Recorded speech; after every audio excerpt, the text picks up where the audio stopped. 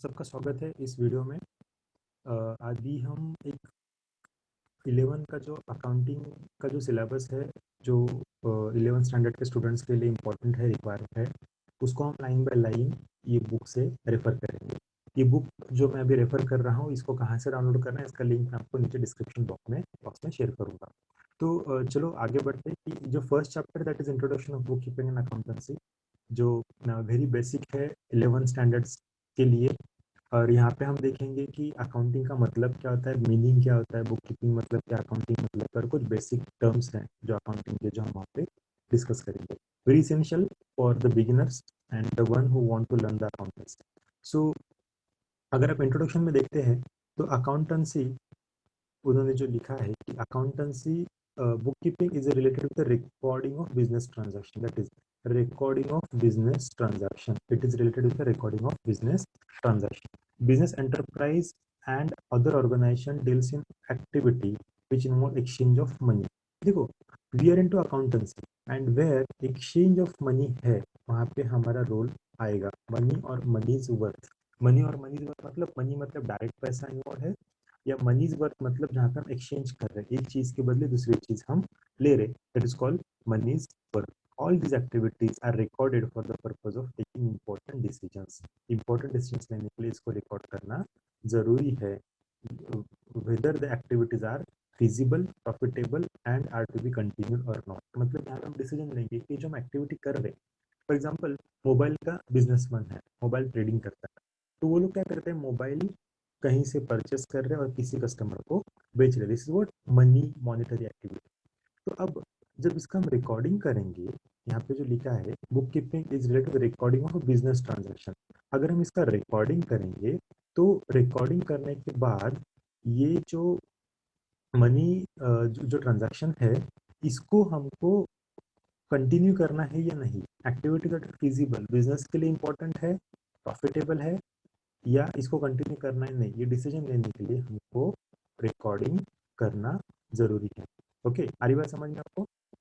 Yes. So, recording information about information about the business and other organizations required not only by the enterprise, by the proprietor manager of business and other organization, but also various stakeholders।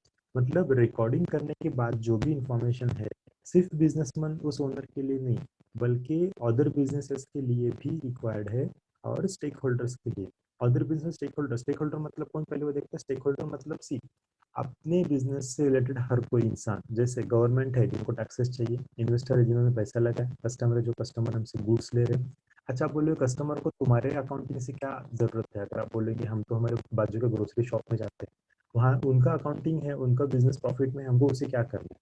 सी, हम ये छोटे example देख रहे हैं grocery shop का, but मान लो आप एक इंडस्ट्री हो और आपको कुछ गुड्स का सप्लाई लगता है, फॉर एग्जाम्पल आप नैनो प्लांट हो और आपको टायर्स कंटिन्यूसली लगते रहते हैं, राइट, व्हीकल मैन्युफैक्चरिंग के लिए, और आपने टाइप किया एमआरएफ के साथ कि आप एमआरएफ का टायर यूज करेंगे।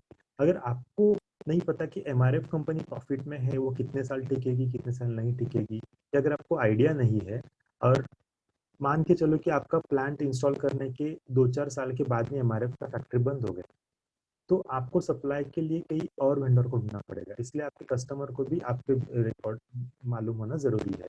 एम्प्लॉयज है, रिसर्चर्स है, इन सब को आपका रिकॉर्ड बिजनेस का मालूम होना चाहिए, या मालूम होने के लिए बुक कीपिंग रखना जरूरी है। बुक कीपिंग मतलब क्या, नाम में लिखा है कि बुक कीपिंग, बुक्स को रखना है, कौन से बुक रखने, कैसे रखने, हम आगे देखेंगे, बट अभी जो कंसेप्ट को समझ लो। इवेल्युएशन ऑफ अकाउंटिंग, अकाउंटिंग कैसे बढ़ा दुनिया में, अकाउंटिंग कैसे बढ़ा।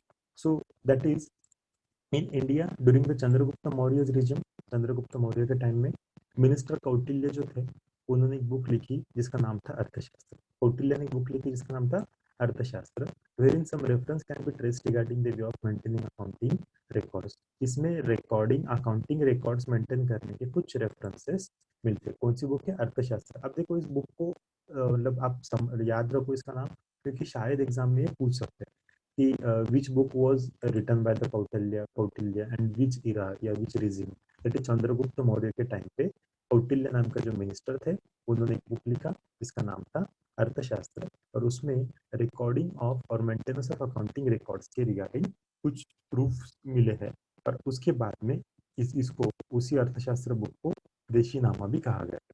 तो in the earlier times of a civilisation, मतलब हम जब फ्री हो गए या मे बी हम बिजनेस ये इस वर्ल्ड में जब राजा महाराजाओं का जमाना था, उस टाइम पे accounting was done by the agent who manages the properties of a wealthy people. जैसे आपने सुना होगा मुंशी, मुंशी मतलब क्या, दे वर नथिंग बट अकाउंटेंट, राइट। तो ये लोग जो थे, ये वेल्दी लोगों के प्रॉपर्टीज मेंटेन करते थे, वही लोग अकाउंटिंग रखते थे।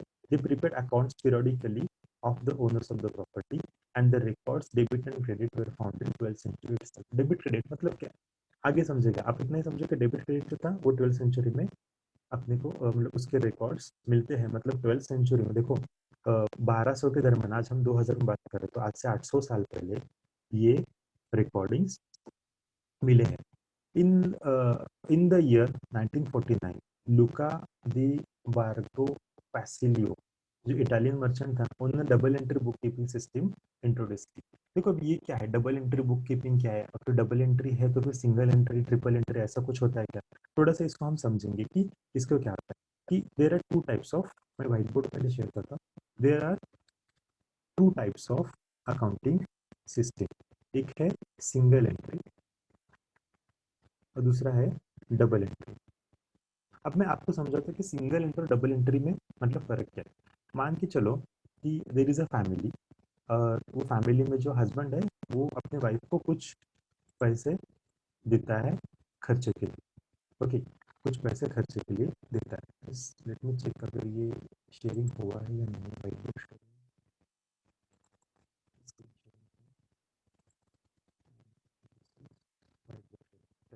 तो दो टाइप की recording, single entry and double entry. तो सिंगल एंट्री को कैसे समझे कि वो जो हस्बैंड है हर मंथ अपनी वाइफ को 10,000 रुपीज देता है। 10,000 में क्या करना है, घर का पूरा खर्चा उनको उठाना है। तो अब क्या होता है, ये जो स्पेसिफिक लेडी है ये क्या करती है कि जो जो खर्चे करती है सबका एंट्री करते रखती है। जैसे कि काम वाली जो बाई थी उनको उन्होंने से 1,000 रुपीज दिया होगा, ग्रोसरीज लिया उसमें 3,000 पे किया होगा, घर का लाइट बिल है वो 500 रुपीज दिया होगा। ओके, ऐसे ये करते करते इनका हिसाब आया 9,000 रुपीज का, और मंथ एंड में इनके पास 1,000 रुपीज बाकी था। तो 9,000 एंड 1,000 ऑल टुगेदर 10,000। तो यहाँ पे क्या किया इन्होंने, जिसको पैसे दिए उसका रिकॉर्ड किया, मतलब पैसे दिए एंट्री, पैसे दिए एंट्री, राइट। तो this is called single entry system. और डबल एंट्री में क्या होता है कि हमको डेबिट और क्रेडिट की इफेक्ट देना पड़ता है। वो क्या कैसे रहते हैं, क्या रहता है, हम जैसे जैसे हम कोर्स में आगे बढ़ेंगे आपको स्लोली स्लोली पूरा समझ में आएगा। तो दिस वॉज रिगार्डिंग जो 1940 सॉरी 1494 1494 में लुका डी बार्गो पैसिलियो, पैसिलियो को याद रखो, इन्होंने ये डबल एंट्री सिस्टम दुनिया में इंट्रोड्यूस कर दी, लॉन्च कर दी। Okay, so due to industrial revolution, बाद में इंडस्ट्रीज बढ़ गए 1800 और 1900 के सेंचुरीज में, 18 एंड 1900 सेंचुरी जब ब्रिटिशर्स का राज था पूरी दुनिया पे। तो वहाँ पे large scale of operations were carried out, बड़े बड़े स्केल में बिजनेसेस चलने लगे। और उस टाइम पे ओनर्स एंड बिजनेस मैनेजर्स में डिफरेंसेस आ गए। डिफरेंस मतलब अलग अलग होगा। पहले क्या होता था कि मैं अकेला मैं मैनेज कर रहा हूँ, मेरे पास पूरा है। बाद में जैसे बिजनेसेस बढ़े तो ओनर्स और बिजनेस ऑपरेट करने वाले जो लोग थे इन ये अलग अलग होने लगे। अलग मतलब बिजनेस कोई अलग दिख रहा है, ओनर कहीं और बैठा है, तो ओनर को रिकॉर्ड चाहिए बिजनेस का। तो वहाँ पे ज़्यादा से ज़्यादा जॉइंट स्टॉक कंपनी और बड़े बड़े ऑर्गेनाइजेशन आ गए, और वहाँ पे इसकी ज़रूरत, अकाउंटिंग की ज़रूरत ज़्यादा बनी। Separation of ownership and management, hence to safeguard the interest of owners and investors, the business establishes the business establishment required detailed information about the business। तो जब ये अलग अलग हो गए ओनर और बिजनेसेस, तो उस टाइम पे इसकी ज़्यादा अकाउंटिंग की ज़रूरत लगने लगी, require detail information about the business which paved the way of development of comprehensive financial accounting information system। तो जब ये अलग अलग हो गए तब सबसे ज़्यादा इम्पोर्टेंस लगा कि अपने को अलग अलग रिकॉर्डिंग रखना ज़रूरी है, और प्रॉपर रिकॉर्ड रखना ज़रूरी है इन 20th सेंचुरी। इसके बाद देखो हम 1494, उससे पहले 1200 में हमको डबल एंट्री के रिकॉर्ड्स मिले, 1494 में पैसे लियोन का रिकॉर्ड मिला। देन 18-19 सेंचुरी में इंडस्ट्रियल रिवॉल्यूशन हुआ, उस टाइम पे हमको अकाउंटिंग का ग्रोथ हुआ, और अब 20th सेंचुरी में हमारा 2000। The need of analysis of financial information, see यहाँ पे क्या था, सिर्फ रिकॉर्डिंग था इनिशियली, बस रिकॉर्ड कर दो। अब 20th सेंचुरी में क्या हो रहा है, एनालिसिस करो। एनालिसिस करो मतलब क्या, जो आए रिजल्ट्स आए, जो प्रॉफिट दिख रहा है उस पर डिस्कशंस करो कि प्रॉफिट सही है नहीं है, लास्ट ईयर से कंपेयर करो, कम है ज्यादा है, कौन से एक्सपेंसेस बड़े कम हो गए। ये जो एनालिसिस है of financial information for managerial decision making caused emergence of management accounting as a separate branch of accounting। मतलब क्या हुआ, मैनेजर्स लोगों को डिसीजंस लेने के लिए फाइनेंशियल स्टेटमेंट पे डिपेंड रहना पड़ा, और इसमें से मैनेजमेंट अकाउंटिंग नाम का कंसेप्ट इमर्ज होके बाहर है। It is a separate branch of accounting, मतलब मेन अकाउंटिंग उसके अंडर का एक ब्रांच मैनेजरियल अकाउंटिंग क्या है, इसी चैप्टर में हम आगे जाके समझेंगे। तो accounting was individual centric in the initial stage of evaluation of accounting. देखो इंडिविजुअल सेंट्रिक मेरा बिजनेस है, मैं अकाउंटिंग करो और काम करो। It has gradually developed in social responsibility accounting in 21st century। social responsibility accounting मतलब इसको दुनिया के सामने लाना एक सामाजिक जिम्मेदारी बन गई। क्यों बन गई, क्योंकि मेरी कंपनी कितना ग्रो रही है, मेरे एम्प्लॉइज कितना कमा रहे हैं, मैं एम्प्लॉयमेंट कितना जनरेट कर रहा हूँ, मैं कंट्री को कितना सपोर्ट कर रहा हूँ, कंट्री को कितना कोऑर्डिनेट कर रहा हूँ, ये सब मुझे अकाउंटिंग में से समझ में आ रहा है। This is due to the vast growth of business activity in the result development in various field. thus accounting has become inevitable in the modern world of business. तो अभी के बिजनेस में ये अकाउंटिंग इनइविटेबल, मतलब हम इसको avoid ही नहीं कर सकते, we have to do the accounting. समझ में आई बात, बेसिक इंट्रोडक्शन जस्ट इतना ही लेना है। Meaning and definition in simple word, book keeping means recording of business transactions in books of accounting systematic, that's it. Recording of business transaction, जो business transactions है उसको books of account में systematic में record करना है, that is nothing but book keeping. We all the mandatory transactions are recorded date-wise for the accurate business result from such record at the end of accounting year। all monetary transactions, देखो monetary transactions लिखा है, monetary transaction जिसमें पैसा involve होता है उस type के transactions को अपने को यहाँ पे रिकॉर्ड करना है। Book keeping is an art और science of a systematic recording. देखो अभी आर्ट और साइंस ऑफ सिस्टमेटिक रिकॉर्डिंग, ये क्या मतलब होता है, आप 11th की इकोनॉमिक्स में भी देखोगे व्हाट इज आर्ट, उसके फीचर्स, व्हाट इज साइंस, उसके फीचर्स आप देखोगे।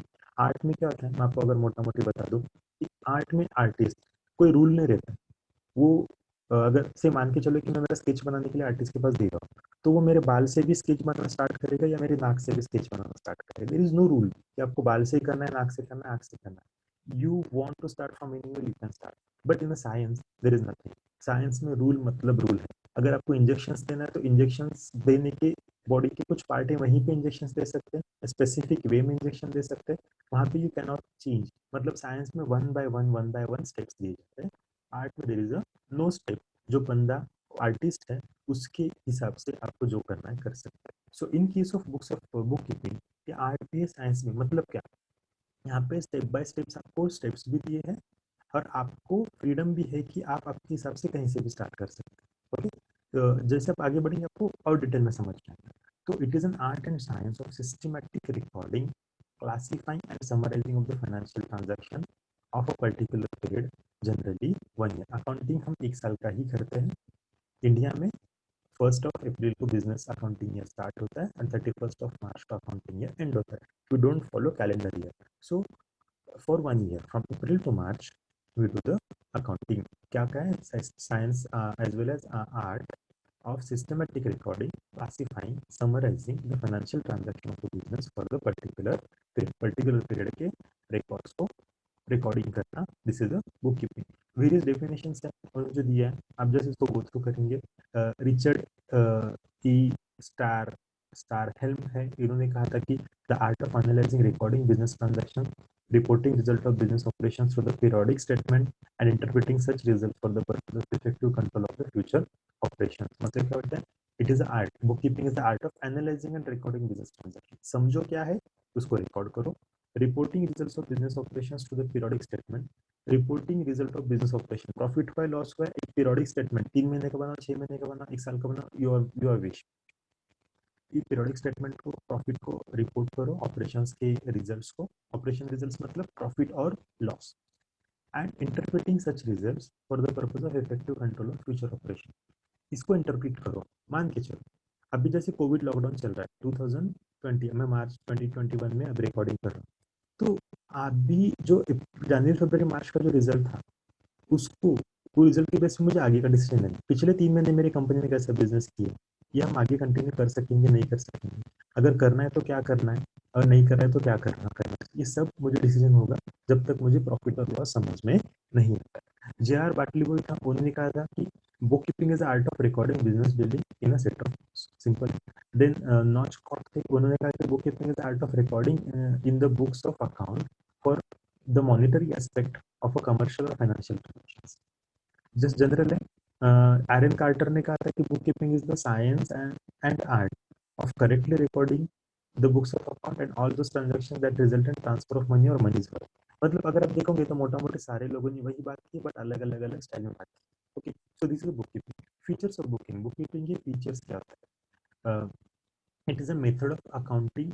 It is method of recording day-to-day business transactions. Understand? Day-to-day business transactions को रिकॉर्ड करना है। ऐसे नहीं कि मंथ के एक में बैठे एक बार और पूरा रिकॉर्डिंग स्टार्ट किया। No, this is not the book keeping. Day to day, रोज की रोज, आज दिन भर में जो खर्चा हुआ, दिन भर में जो इनकम हुआ, उसको रिकॉर्ड करना। This is a bookkeeping. Only financial transaction are record, सिर्फ फाइनेंशियल ट्रांजेक्शन। मतलब क्या? मेरे फ्रेंड की माँ बीमार थी तो मैं हॉस्पिटल गया, that you can not record. Okay, जहाँ पे आपने पैसे का खर्चा किया वहाँ पे बस उसको माँ के लिए कुछ दवाई लेने के लिए आप गए तो उसके लिए कुछ आपने खर्चा किया होगा, तो that you can record only financial transactions, और we can say monetary transaction जहाँ पे पैसा इन्वॉल्व है वो। All records are prepared for the specific period which are useful for the future reference. Specific period मतलब हमने 1 साल बोला, April to March. Records of transactions are based on the rules and regulations, and it is an art of recording business transactions scientifically. देखो, art भी है scientifically. Objective book keeping क्यों करना है?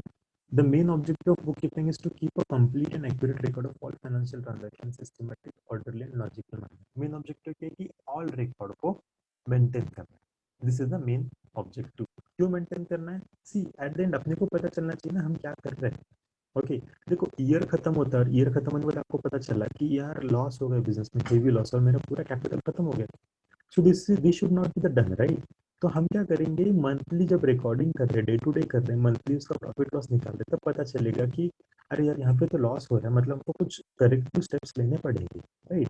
सो all in accurate recording, all the business transactions have to be recorded date wise and account wise। Date wise and account wise अलग अलग accounts हम बनाएंगे, उस कैसे बनाएंगे ये समझिएगा। और डेट वाइज रोज के रोज डेट के हिसाब से हम उसको रिकॉर्ड करेंगे। Bookkeeping serve as a permanent record of monetary transactions of an enterprise business, and it can be produced as an evidence whenever and wherever required।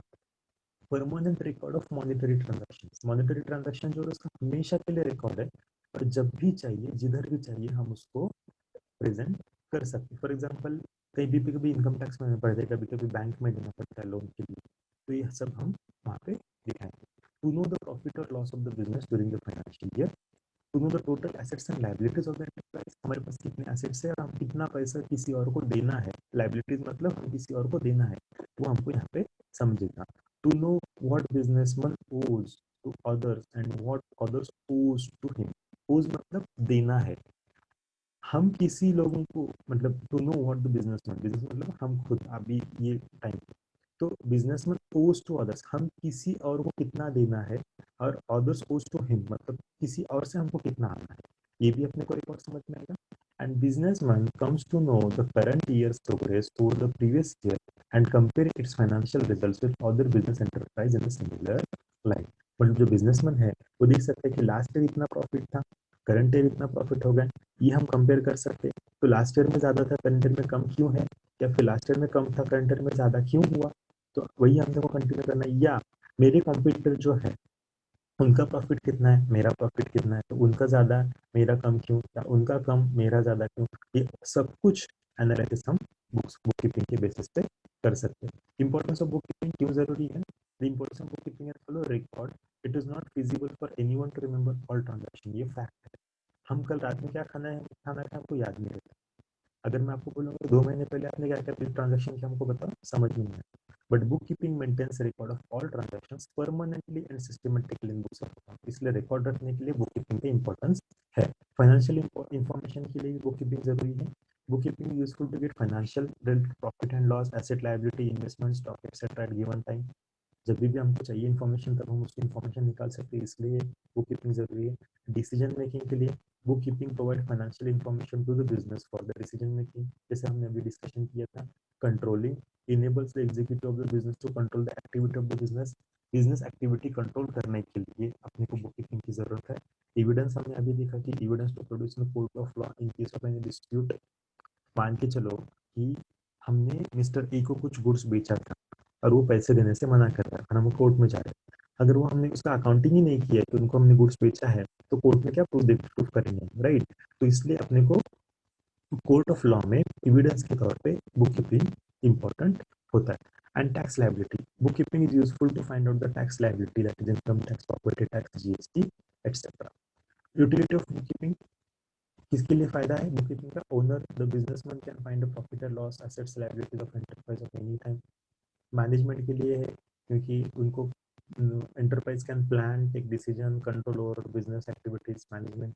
Investor invest करने के पहले डिसीजन लेगा, इन्वेस्ट करो या ना करो। Customer can easily understand financial position of business and can assured about supply of goods, जो मैंने आपको एग्जांपल टाटा नैनो कि कस्टमर सप्लाई ऑफ गुड्स के लिए भी गारंटी ले सकता है, अच्छा ये लोग तो अच्छे हैं, साउंड बिजनेस है, मतलब हमको लॉन्ग टर्म में सप्लाई कर सकते हैं। Government can easily find the different type of taxes due from the various sources, कितने कितने टैक्सेस इनको ड्यू करना है। लेंडर्स, जिन्होंने अपने को पैसा दिया, जैसा बैंक है या फिर कोई मनी लेंडर्स है, तो अपना एंटरप्राइज के डिसीजंस, मतलब पैसा देना है नहीं देना, उसके लिए भी यूज होता है। Development, business enterprise can achieve the business growth with the help of accounting. आगे डेवलप करना है बिजनेस हमें, ये अकाउंटिंग के बेसिस पे हम डिसाइड कर सकते हैं। Difference between book keeping and accountancy, अब आते हैं मेन पॉइंट पे। सरसी, सिलेबस का नाम क्या है, सब्जेक्ट का नाम क्या है? Book keeping and accountancy. Book keeping एक चीज है, अकाउंटेंसी दूसरी चीज है, तो इसमें डिफरेंस क्या है? Meaning, it is a concern, what bookkeeping is concerned with the recording and classification of transaction, खत्म। रिकॉर्ड करो, क्लासिफाई करो, काम खत्म। Okay, but accounting it is related with the recording, classifying, मतलब बुक कीपिंग उसमें आया दो चीजें, समराइजिंग, एनालाइजिंग, इंटरप्रेटिंग। जब हमने क्लासिफाई किया, उसकी समरी बनाओ, उसको एनालाइज करो और उसको समझो, कितना प्रॉफिट हुआ, क्या हुआ और क्यों हुआ, कैसे हुआ, पूरा एनालिसिस हम उसमें करते हैं। तो अकाउंटेंसी इज वास्ट, अगर आप देखते हैं book keeping stage. Bookkeeping is a primary stage in accounting and it is based for the accounting. Apart from accountancy, apart from primary stage, it is includes a secondary stage of analysis and interpretation also. Objective bookkeeping is a the objective of bookkeeping is to keep the record of financial transaction. But the objective of accounting is to prepare financial statement and further communicate the information to relevant authorities, मतलब stakeholder. तो book keeping में क्या है, सिर्फ record करना है, छोड़ देना है। अकाउंटेंसी में क्या है, रिकॉर्ड करने के बाद उसको एनालिसिस भी करना है, उसके फाइनेंशियल स्टेटमेंट्स भी बनाना है। Responsibility of book keeping on junior staff, accounting on senior staff. Outcome book keeping से अपने को result of journals and ledgers मिलेंगे, बट अकाउंटेंसी से अपने को result of profit and balance sheets मिलेंगे। Period book keeping day to day करेंगे और अकाउंटिंग पूरे साल का करेंगे। वही मतलब डे टू डे करने के बाद एक साल में उसका कंसोलिडेशन करेंगे, बैलेंस शीट प्रॉफिट लॉस हम बनाएंगे। Analysis, the process of book keeping does not require an analysis, करना है अकाउंटिंग, छोड़ना है एंट्री, करना है छोड़ना है एंट्री, करना है छोड़ना है, खत्म। बट अकाउंटिंग में इंफॉर्मेशन जो मिला है उसको हम एनालिसिस भी करेंगे, कंपेयर भी करेंगे और डिस्कस भी करेंगे। Decision making, management cannot take decision based on the data provide by the book keeping, जो डेटा उससे हम डिसीजन नहीं ले सकते, but depending upon the data provided by the accountant, मतलब bookkeeping के बाद में the management can take the business decision. And skill required, analytical skill is not required and analytical skill required in case of accountancy. तो see, अगर हम इसको देखेंगे ना overall, bookkeeping work as a foundation and accountancy work as a main building. But अगर foundation strong है तो building strong नहीं होगी, राइट? सो बिल्डिंग भले कितनी भी खूबसूरत दिखे, उसका फाउंडेशन अच्छा होना चाहिए। तो से बुक कीपिंग अगर कितना अच्छा है, उसके बेसिस पे अकाउंटिंग के रिजल्ट कितने अच्छे आएंगे, that we can guarantee. Okay, now will come to the accountancy. अभी तक तो बुक कीपिंग की बहुत सारी बात की, अब अकाउंटेंसी की बात करें। What is accountancy? Book keeping is a part of accountancy. हमने देखा ना, क्योंकि बुक कीपिंग में रिकॉर्ड रखना है, अकाउंटिंग में उसी रिकॉर्ड को आगे बढ़ाना है। तो book keeping is a part of accountancy. It's a primary stage of accounting, bookkeeping. It is the process of recording transactions, books of account, and accounting is a part of accountancy. Accounting is a part of accountancy. अभी देखो confusion होगा, मैं आपको एक और एक चीज explain करता हूँ। सी, जो सिलेबस हम देख रहे हैं दिस इज अकाउंटेंट्स। ओके, तो आप बोलेगी ये मतलब क्या चाहिए, मैं बताता हूँ क्या चाहिए। See, there is one thing called, ये अकाउंटेंसी है मान के चलो, पूरा सब्जेक्ट। जैसे मेडिकल प्रोफेशन है क्या, मेडिकल में अलग अलग पैथी है, होम्योपैथी, एलोपैथी। होम्योपैथी में फिर से सब टाइप होते हैं, एलोपैथी में फिर से सब टाइप होते हैं। Same accountancy is a main subject. Okay, और अकाउंटेंसी का एक पार्ट है accounting. Accountancy is a subject, accounting is a one part, और उसका छोटा पार्ट है बुक कीपिंग। ये बुक कीपिंग, ये हो गया तुम्हारा अकाउंटिंग, और ये पूरा हो गया अकाउंटेंसी। सो यहाँ पे जो लिखा है कि accounting is a part of, कुछ लिखा था यहाँ पे, राइट, ये वाला, इसको मैं रिवर्स कर देता हूँ सीधे से। Accountancy is a, accounting is a part of accountancy. Accountancy is a practice of recording, classifying, and reporting business transactions. Right? Practice of recording, classifying business transactions. Accounting principles are those principles are basic norms and assumptions developed and established on the basis of accounting system. These principles are adopted by accountant university. See, accountancy जो subject है, इस subject में कुछ basis and principles lay down किए, जो principles subject principles उन्होंने बनाए, और उसकी बेसिस पे हम अकाउंटिंग करते जाएंगे। सो अकाउंटेंसी का पार्ट है अकाउंटिंग, और अकाउंटिंग का पार्ट है बुक कीपिंग। अब डेफिनेशन देखते हैं अकाउंटेंसी क्या। Accountancy refers to the entire body of theory of process of accounting, ऐसे मिस्टर कोहलर ने लिखा था। Then Professor Robert Anton ने लिखा कि nearly every business enterprise has an accounting system. It means that collecting, summarizing, analyzing, reporting monetary terms, information about the business transaction. मैं अब इसको सिर्फ स्पीड में पढ़ लूंगा, आगे मेन डेफिनेशन में आपको बताने जा रहा हूँ कि वो डेफिनेशन मेरे को याद रखना है। ओके, और that is for the exam purpose. Accountancy का डेफिनेशन यहाँ पे तो नहीं दिख रहा है, बस मैं अभी आपको व्हाइट बोर्ड पे दिखाता हूँ कि आपको जो डेफिनेशन आपको याद रखना है for the purpose of exam. Okay, so accounting, accountancy, book keeping हमने क्या देखा, book keeping is the art of recording, classifying, summarising. See, देखो देखते बुक कीपिंग, आप इसको लिख के भी ले सकते हैं आपके नोट्स में।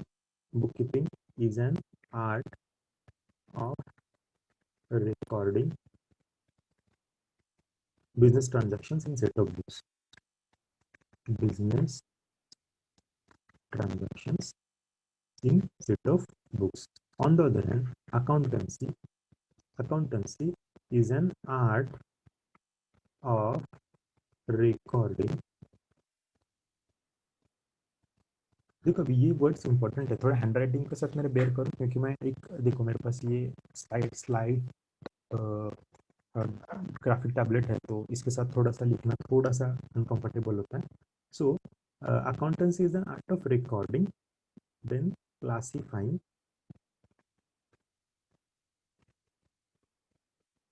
accountancy is an art of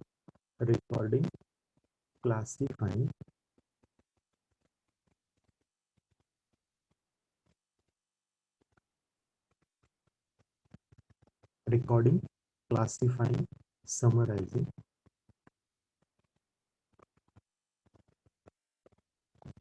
financial information.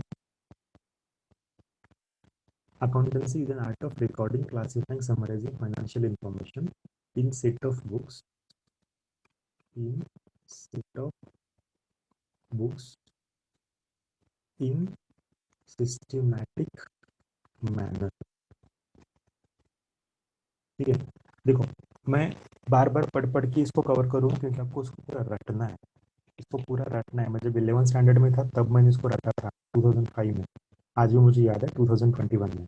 So accountancy is art of recording, classifying, summarising financial information set of books in systematic manner, okay, and interpreting the results thereof. अब इसको हम सीधे से slowly slowly understand करेंगे। सी, हमने क्या कहा पे, accountancy is an art of recording. Recording करो, क्या करो, रिकॉर्डिंग क्या करो, फाइनेंशियल इंफॉर्मेशन रिकॉर्ड करो। और क्या करो, क्लासीफाई करो। एक बार जब तुम रिकॉर्ड कर दो तो उसको अलग अलग क्लासीफाई करो, ग्रुप्स बनाओ उसके। देन समराइज करो, वो अलग अलग ग्रुप के समरीज करो। ओके, और उससे फाइनेंशियल स्टेटमेंट बनाओ। तो जो फाइनेंशियल स्टेटमेंट बनाएंगे तो क्या क्या है, कहाँ पे रिकॉर्ड करना है, इन सेट ऑफ बुक्स करना है। कैसे करना है, सिस्टमेटिक मैनर में करना है। ओके, और समराइजिंग करने के बाद आपको उसका फाइनेंशियल स्टेटमेंट बनाना है, और फाइनेंशियल स्टेटमेंट बनने के बाद उसके रिजल्ट्स को इंटरप्रेट करना है, समझना है कि ये रिजल्ट्स क्या हो रहे हैं। तो हर एक बार डेफिनेशंस मैं रिपीट करूंगा, अगर आपने लिखा नहीं तो अच्छे से लिख लो, तो वीडियो पॉज कर करके फिर से सुन सुन के लिख लो, बट ये डेफिनेशन को आपको रटना है। ये शायद 2-5 मार्क के लिए पूछ सकते हैं। The accountancy is an art of recording, classifying, summarizing financial information in set of books in systematic manner and interpreting the results thereof. उसके results अपने को interpret करना है। This is a accountancy, right? अब आते हैं फिर से थ्योरी में, कि ये जो डेफिनेशन सर इन्होंने दिए थे। अब देखते हैं आगे क्या दिए, कि बेसिक बेसिस और मेथड्स ऑफ अकाउंटिंग सिस्टम। यहाँ पे ना बेसिक ऑफ बुक कीपिंग और अकाउंटेंसी तो आपको समझ में आया। अब जाते हैं हम थोड़ा सा और आगे कि अकाउंटिंग सिस्टम के टाइप्स क्या हैं। Okay, so there are 3 types of accounting system, या we can say accounting basis of accounting. That 3 types are, spotlight कर देता हूँ, कैश बेसिस, एक्रूअल और मर्केंटाइल बेसिस, और मिक्स और हाइब्रिड बेसिस। एक है कैश बेसिस, सिंपल समझेंगे पहले, एग्जांपल के साथ समझेंगे। अगर आपको समझ में आता है बाद में थ्योरी पढ़ेंगे तो आपको बहुत ईजी जाएगा। मान के चलते डॉक्टर है, डॉक्टर क्या करते हैं कि जैसे पेशेंट ने उनको पैसे दिए, इमीडिएटली उनकी जो कैश बॉक्स उसमें डाल देंगे, अपने लैंग्वेज में गल्ला बोलते हैं, उसमें डाल देंगे। और दिन के एंड में वो टोटल निकलने का चार्ज, आज का बिजनेस इतना होगा, right? So this is called cash basis, जितना पैसा है उतना रिकॉर्डिंग, पैसा उतना recording. Okay, so this is cash system. Mercantile और एक्रूअल में क्या होता है कि देखो, उधारी का रिकॉर्ड, हमने आज गुड्स बेचा, कल मतलब उसने बोला कि 3 दिन बाद पैसे देंगे, तो हम आज ही उसको सेल बोल के बुक करेंगे, हमने सेल किया तो अपनी बुक में देखेंगे उससे आना बाकी है। ऑन द अदर डॉक्टर ने क्या किया, जब पैसा मिला तभी सेल लिखा या फिर पैसे लिखे।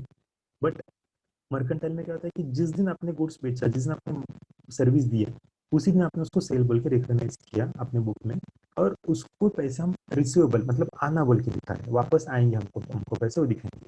उसमें 2 चीज़ हो सकते हैं, आज हमने गुड्स बेचा, उसने बोला 3 दिन बाद आपको पैसे देंगे। 2 चीज़ हो सकते हैं, एक तो पैसे देंगे या पैसे नहीं देंगे। अगर पैसे देंगे तो पैसे वसूल हो गए, नहीं देगा तो लॉस हो। तो आज हमने सेल रिकॉर्ड किया, लॉस होने के बाद उसको लॉस रिकॉर्ड करेंगे, तो आज का सेल उस दिन का लॉस इनकम, तो उसका इफेक्ट नील। तो दिस इज अ एक्रूअल और मर्केंटाइल सिस्टम। और हाइब्रिड मतलब दोनों का कॉम्बिनेशन होगा, राइट? तो 3 टाइप में कर सकते हैं, देयर इज नथिंग हम क्या, हम कोई भी सिस्टम यूज कर सकते हैं, ऐसा कोई रूल नहीं कि आपको एक ही सिस्टम यूज करना है। कैश बेसिस में, under cash basis accounting, accrual cash, actual cash receipt and actual cash payments are record. पैसा आया तो लिखेंगे, गया तो लिखेंगे, जो आना है वो नहीं लिखेंगे, जो देना है भाई वो भी नहीं लिखेंगे। In this basis, revenue is recognized when cash is received and expenses are recognized when the cash is paid. Recognize मतलब अपनी बुक में हम एंट्री कब करते हैं, that is called recognition, पहचान। For example, any income received or any expenses paid. And such method of accounting is usually followed by the professionals like a doctor, lawyer, CA, and non-profit organization. Okay, this is cash basis. Accrual basis में क्या होता है? Accrual basis में accountings and revenue relate when account on the basis of accounting, the revenue whether received or not, but has been earned or accrued during the accounting period and expenses incurred whether paid or not are recorded. समझ क्या किया? Revenue weather received और not, मिला या नहीं मिला हम record करेंगे। हमने सर्विस दिया, रेवेन्यू बोल के दिखाएंगे, इनकम बोल के दिखाएंगे। हमने गुड्स बेचा, रेवेन्यू बोल के दिखाएंगे, इनकम बोल के दिखाएंगे। बट मिला या नहीं मिला बाद में देखेंगे। हमने दिया मतलब हमको आना बाकी है। Okay, and expenses are incurred whether paid और नॉट, मतलब क्या, सैलरी। अब देखो 2 चीजें, मेरे पास 2 वर्कर 2 एम्प्लॉयज थे, एक को मैंने मंथ एंड होते ही सैलरी दे दी, दो एक्सपेंसेस रिकॉर्ड करेंगे। एक को सैलरी मैं 7 तारीख को दूंगा नेक्स्ट मंथ, बट इस मंथ में उसका रिकॉर्डिंग करूंगा। क्यों? क्योंकि उसने ऑलरेडी काम किया, मुझे पेमेंट समहाउ इन हो देना ही है, राइट? कभी भी देना है, कैसे भी करके देना ही है, तो मैं उसको रिकॉर्ड करूंगा। सो दो एम्प्लॉयज ने, एक को जो पेमेंट दिया तब एंट्री किया दैट कैश सिस्टम, और एक ने काम किया इसलिए मैंने रिकॉर्डिंग किया और बाद में उसको पेमेंट करूंगा, that is accrual system. In other words, revenue is recognised when it is earned और एक्रूड। अर्नड एंड एक्रूड मतलब हमने जब सर्विस दिया तो अपने को मिलना कंपलसरी है, तभी हमने उसको रेवेन्यू रिकॉर्ड किया। And expenses are recognised when these are income. For example, if any income earned whether received or not and expense incurred whether paid or not, and mix में क्या होता है, कॉम्बिनेशन ऑफ ये both है, but the laws in India prohibits use of this method. Mix method use करना India में allowed नहीं है, राइट? तो हम सिर्फ कैश और अक्रूवल सिस्टम, और अक्रूवल और मर्केंटाइल एक ही नाम है, मर्केंटाइल और अक्रूवल, कैश और मर्केंटाइल और कैश और अक्रूवल, हम दोनों में से एक ही सिस्टम को यूज कर सकते हैं। अब देखते हैं qualitative characteristics of accounting information. जो अकाउंटिंग इन्फॉर्मेशन रहते हैं उसका कैरेक्टरिस्टिक्स कैसी होना चाहिए? अकाउंटिंग इन्फॉर्मेशन रिलायबल होनी चाहिए, भरोसामंद वाला, मतलब गलत अकाउंटिंग नहीं होना चाहिए। रिलेवेंट ऑफ अकाउंटिंग इन्फॉर्मेशन, जरूरी बच्चा ऐसा नहीं कि कोई भी चिल्लर अकाउंटिंग करते बैठे, वो भी नहीं होना चाहिए। फॉर एग्जाम्पल, बेगर है, उसको हमने 1 रुपये दिया, कर दिया अकाउंटिंग। 5 रुपये का चाय लिया, कर दिया accounting. This should not be. करना जरूरी है, फिर आप उसको क्या करो, दिन का पूरा ग्रुपिंग करके एक साथ में अकाउंटिंग करो, ना कि हर एक एक रुपए के लिए एक एक एंट्रीज पास करते हो, क्योंकि फिर वॉल्यूम बढ़ते जाएगा। अंडरस्टैंडिंग ऑफ अकाउंटिंग इन्फॉर्मेशन, हम जो इन्फॉर्मेशन अकाउंटिंग डालेंगे वो समझ में आनी चाहिए। And comparability of accounting information जो हमने बनाया है, that can be compare with other businesses. Reliability describe one of the two primary qualities, relevance and reliability. Relevance और रिलायबिलिटी यहाँ पे हम देख रहे हैं। The accounting information useful for the decision, reliable information required to form a judgement about the earning potential and financial position. ये reliable होगा तो ही हम आगे का डिसीजन ले पाएंगे, right? Then relevance of accounting information. The relevant accounting information must be capable of making difference in the decision by helping users to form a prediction about the outcomes of past, present and future event. मतलब जो accounting information हम बना रहे हैं वो इतना relevant होना चाहिए कि आपको पता होना चाहिए कि पास्ट में जो हुआ, अभी जो चल रहा है, फ्यूचर में क्या होगा, हम क्या कर सकते हैं उसके बेसिस पे। That much relevance has to be there. The accounting information related by the books of accounting financial part must be relevant. The accounting information should include the, it should not include unnecessary or irrelevant information, जैसे आपको मैंने बताया था कि चिल्लर वाला वो नहीं होना चाहिए। ओके, देन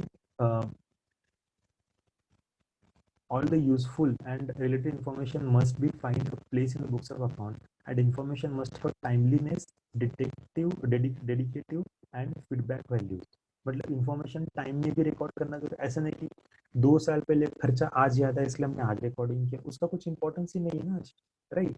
तो this is understandability of accounting information. Understandability is the quality of information that enable user to pursue significance. मान के चलो मैंने आपको एक खत लिखा और आपको पढ़ने नहीं आ रहा है, आपने सर पटक पटक के पढ़ा फिर भी पढ़ने नहीं आ रहा, इतनी गंदी हैंड राइटिंग के साथ मैंने आपको लेटर भेजा, तो क्या फायदा है उसका? और मैं आपको बोल रहा हूँ कि ये मेरे सारे सब्सक्राइबर्स के लिए मेरा प्यार है, आप बोलोगे प्यार है या शाप है? क्योंकि पढ़ने के लिए तो मुझे तकलीफ इतना हो रहा है, तो बेटर हम आपको अनसब्सक्राइब ही करते हैं, right? So understandability is that, understandability से उसका importance of the benefit of information may be increase by the making it more understandable and hence useful to wider circle of users. Thus, understandable financial accounting information presents data that can be understood by the user. User को समझना चाहिए of the information and expressed in the form and with the terminology adopted by the users range of understanding। मतलब क्या? देखो, कभी कभी हम कुछ शॉर्टकट्स यूज करते हैं, चैटिंग में तो बहुत बार होता है कि आपके हिसाब से आपने शॉर्टकट DW समझ में नहीं आ रहा, ASAP समझ में नहीं आ रहा है। अब सामने वाले को हम लिख रहे हो, सामने वाला कुछ रिप्लाई नहीं कर रहा है, हम बोले यार कितना एरोगेंट है, मैं इतना लिख के भी रिप्लाई नहीं कर रहा, बट यार उसको पता नहीं DW मतलब डोंट वरी, ASAP मतलब एज सुन एज पॉसिबल। तो if he is not able to understand how he will revert, right? तो द सेम वे अकाउंटिंग वगैरह समझ में नहीं आ रहा तो आपको सब कुछ फायदा नहीं है उसका, right? Then comparability of accounting information, या accounting information has to be comparable in making decisions. The decision maker will make comparison among alternatives. Sir कोई और के साथ में हम कंपेयर करेंगे, लास्ट ईयर से कंपेयर करेंगे, लास्ट मंथ से कंपेयर करेंगे, तो that has to be comparative accounting information. So basic accounting terminologies हमने अभी तक जो देखे हैं उसमें भी आगे थोड़ा देखते हैं कि ट्रांजैक्शंस अकाउंटिंग टर्मिनोलॉजीज में कुछ ये है विल डू वन थिंग ये जो है ना टर्मिनोलॉजीज पे क्योंकि ये बहुत ज़्यादा है मैं अब ये एक वीडियो बहुत लंबा होगा अगर इसको मैं कंटिन्यू करूँगा तो इस वीडियो को हम यहीं पे रोकते हैं और नेक्स्ट वीडियो जो बनाऊंगा मैं बेसिक टर्मिनोलॉजीज के साथ में स्टार्ट करूंगा तो जब आप स्टडी कर रहे हो तो पहले ये वाला वीडियो देख लो और इसके बाद का जो वीडियो मैं डालूंगा that is basic accounting terminologies उस पर हम आगे जाके डिटेल डिस्कशंस करेंगे तब तक के लिए बहुत बहुत शुक्रिया वीडियो को देखने के लिए अगर ये वीडियो आपको अच्छा लगा है तो आपके फ्रेंड के साथ जरूर शेयर कीजिएगा आपका क्लासेस का या कॉलेज का ग्रुप होगा उसमें आप इसका लिंक डाल सकते हैं और चैनल को सब्सक्राइब करना ना भूलें अगर आपको कोई भी डाउट हो सबसे इम्पोर्टेंट अगर आपको कोई भी डाउट हो तो वो डाउट आप कमेंट सेक्शंस में पूछ सकते हैं मैं कोशिश करूंगा कि हर एक डाउट का जवाब दे दूं और अगर पॉसिबल है तो मैं अगर रिक्वायर्ड है तो मैं उस पर एक अलग से वीडियो भी बना के अपलोड करूँगा थैंक यू फॉर वॉचिंग